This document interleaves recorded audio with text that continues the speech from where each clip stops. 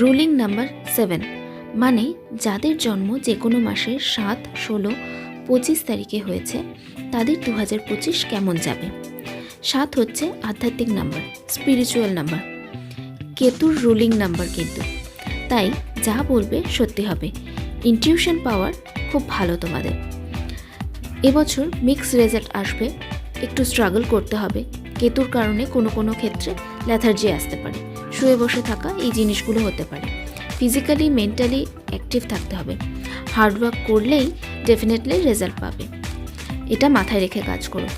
Job চেঞ্জের ক্ষেত্রে মার্চের পর থেকে ভালো টাইম আসবে।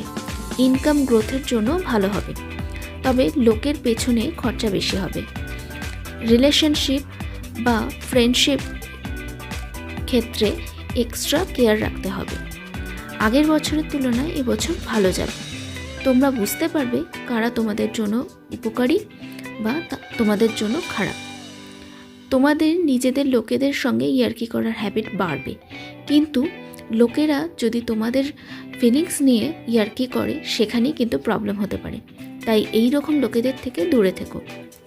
ব্ল্যাককে পুরোপুরি ইগনোর করো। রেগুলাম ওম কেম কেতনেই নামা, এটা 11 বার চ্যান্ট করো। যত পারবে লাইট কালার্সের সারাউন্ডিংসে থাকার চেষ্টা করবে। ইগোয়েস্টিক নেচার আসতে পারে, খুলে কারোর সাথে কমিউনিকেট করতে পারবে না, সেটা ঠিক করতে হবে। কিন্তু মেটালের ঘড়ি মানে সিলভার প্লাস গোল্ডেন, এই মিক্স করা ঘড়ি যদি তোমরা পরো তোমাদের জন্য খুবই উপকারী।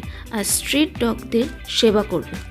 আমার ভিডিওটি ভালো লেগে থাকলে লাইক করো, কমেন্ট করো আর নিজের পরিচিতদের মধ্যে শেয়ার করো। আর আমার চ্যানেলটা সাবস্ক্রাইব করতে কিন্তু ভুলো না। ধন্যবাদ।